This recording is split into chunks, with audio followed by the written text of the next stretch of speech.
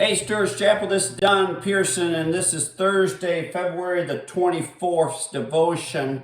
And we are looking still at In the Presence of Predators. I want to introduce you to another subject that still deals with Satan, and that is In the Presence of Predators, an open door filled with demons. Now, I didn't do a chart for today. This is actually for tomorrow, but it's on the same subject. When an open door is open, that is filled with demons. Today, as introduction, I want to read three verses, two from Acts and one from 2 Corinthians. The first one in Acts is Acts chapter 14, verse 27.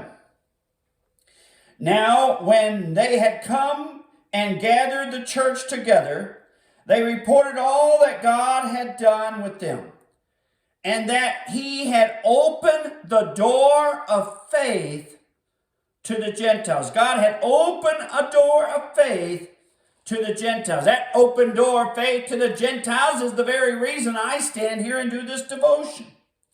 Acts chapter 20, verse 22 through 23.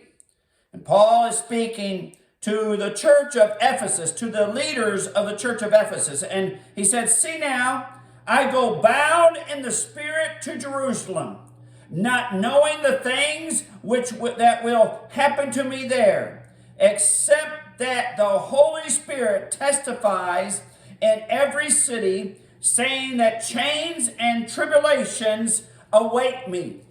In the first verse we read, God has opened up a door of faith to the Gentiles. It's an open door to people. The second verse is dealing with Paul's calling by the Holy Spirit to go to Jerusalem and present the gospel to kings and rulers, as was part of his calling. But this open door, is a door that leads to tribulation and persecution. Then in 2 Corinthians chapter 2, verse 12. 2 Corinthians chapter 2, verse 12. Furthermore, when I came to Troas to preach Christ's gospel, and a door was opened to me by the Lord. So he came to Troas, and God opened a door for proclamation or for the preaching of the word. So I want to share with you real quickly as we prepare for the devotions coming up, that Paul often uses the phrase open door, but he does not use it the way we generally mean it.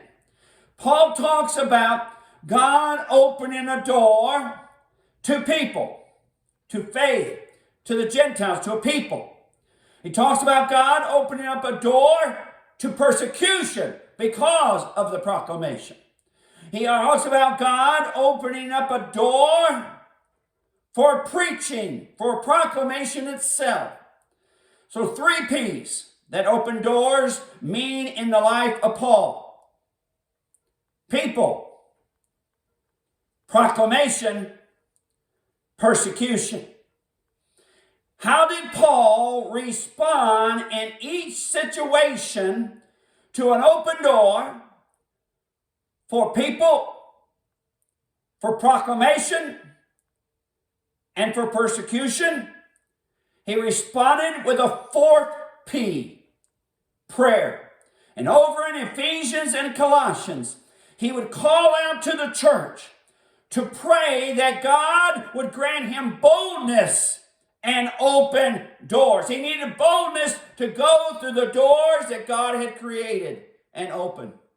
And the same thing is true. Open doors don't always mean what we think they mean. They always mean a path into the life of people. They always provide an opportunity for us to proclaim the gospel. But they also provide the opportunity for persecution to come. You and I need to pray for boldness to go through every door that God provides and opens. Love you, my friends.